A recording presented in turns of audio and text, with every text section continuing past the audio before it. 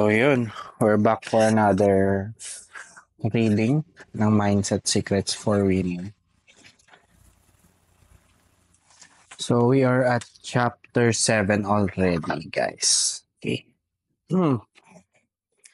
Commit 80% to 90% of your time to the three big things that are most important in your life.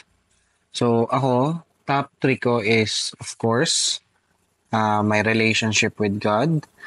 Second is family. And then, ito, business.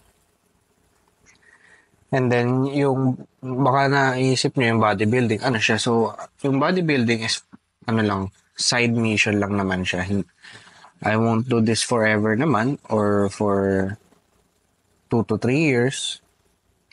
Plan ko lang is for 1 year. And then, ayun, I'll shift to another sports para lang hindi ako mabore. Kasi for me, ito lang sa akin lang to, hindi ko alam kung mag-agree kayo, pero for me, kapag after 1 year kasi, pag masyado ka nang involved sa industry or community, doon mo na mapipick up yung mga toxic na tao eh. Actually ako nafe-feel ko na rin yung mga ibang toxic, mga away-away. Kaya mas maganda na kumbaga mag-isa ka lang eh. Ine-enjoy mo lang yung ginagawa mo. Kasi once na may mga makasalamuha ka na, doon mo na makikita yung toxicity ng community eh. So yun. Pero depende rin naman sa inyo kung paano nyo tanggapin. Ako, I just brush it off.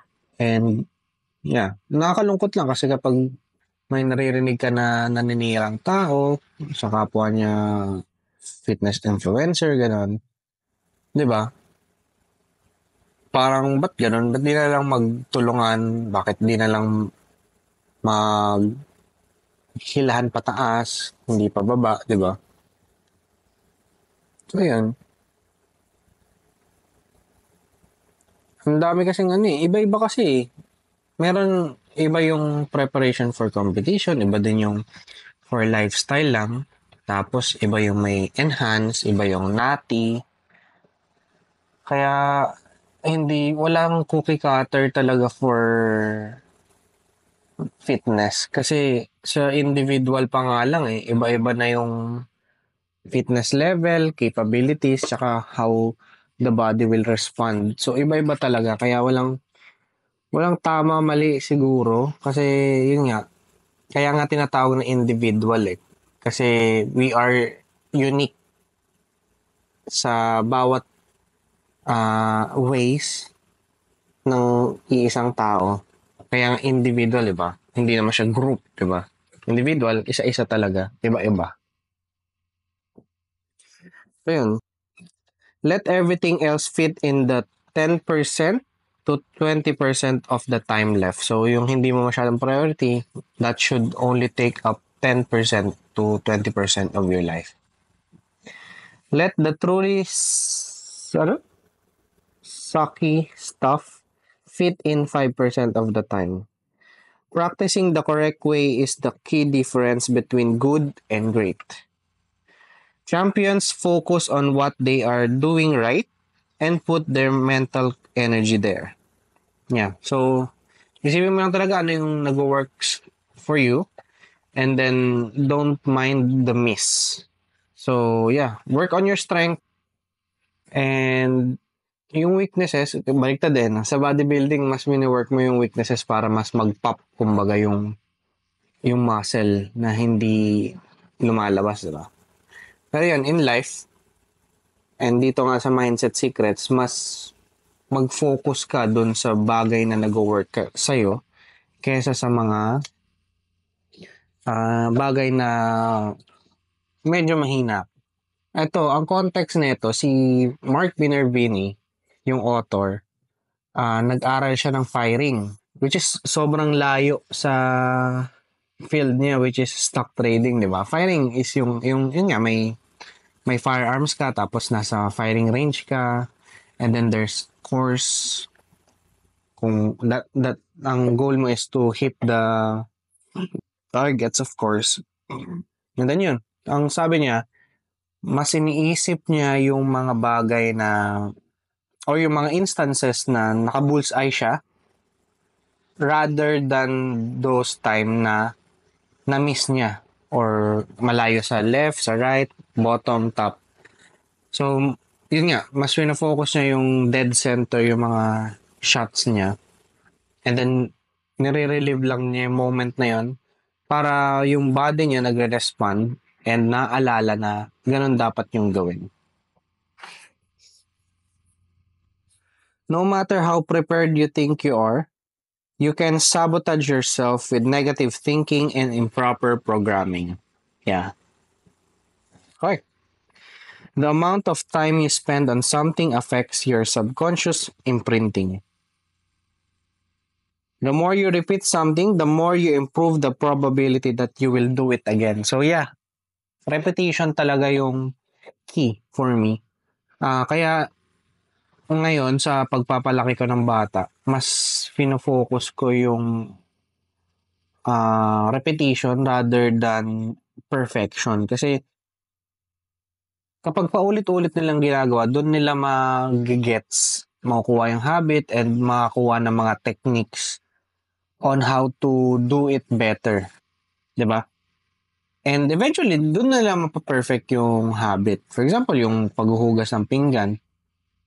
Of course, yung 3 years old ko si Arya, hindi naman talaga, wala, hindi mo ma-expect na sobrang squeaky clean ng mga ginagawa niya, di ba? So, ginagawa niya, yung mga malinis, yung mga nahugasan na, yun yung mga dishwash niya. So, parang paulit lang nangyayari. Doble trabaho. Pero yun, important for me yun kasi at least, of course, number one, hindi siya tinatamad gawin. Number two, nag-enjoy siya. Parang laro lang, di ba? And three, yun nga, naaalala niya na yun yung next na kailangang gawin. And para ma-build yung habit na it should be part of her life, yung house chores. Yun. Huwag lang natin expect talaga yung bata na maging perfect agad yung output kasi of course, bata yan. Pati nga matatanda, hindi perfect yung output eh. How much more yung bata, di ba? So, yun. Repetition lang talaga.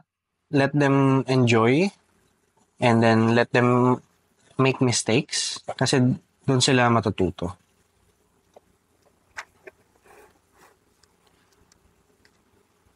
What gives us the confidence to execute is the belief that we have done it before yun. So, di ba nga sabi ko before, mas ang laking tulong nung napababa ko muna yung body fat percentage ko nung first year ng fitness ko kasi doon nagkiklik, kaya pala, posible pala. Yung unang beses ko makita na may abs ako, wow. Hindi ko akalain first time in my life na nakita kong may abs ako. Di ba kasi kapag yung bata ka, payat ka, kita mo yung, hindi siya abs eh, ewan ko, parang may square pero on top of that may body fat. Pero yung last year talaga kakita ko na as in yung muscle beneath the skin. So yun, once na binabalikan ko and nakikita ko yung current chan ko na malaki ngayon, naisip ko na kaya yan, it's just a phase na ganun talaga pag nag-bulk up. Tapos kapag nag-cut naman ako, doon naman na siya naturally lalabas. Yan. Always protect your self-image with progress and positive imprints. The goal is to have a process that gives you empowering feedback. When you're performing well, keep doing and lengthen your sessions. Always give your mind more positive time than negative time. Position everything in a way that results in perception of success. Ganda. If you want to perform like the best, you need to practice like the best. So, act as if. Act as if you're the best already. So, kung i-apply natin sa gym, iniisip ko na every session that I'm going to win.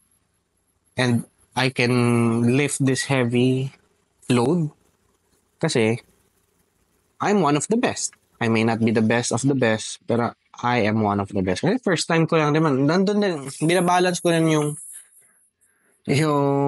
positive thinking and pagiging humble. Kasi if I go too much, baka I may sound arrogant na and I don't want that. Kaya binabalance ko siya ng humility. So yun guys, thank you.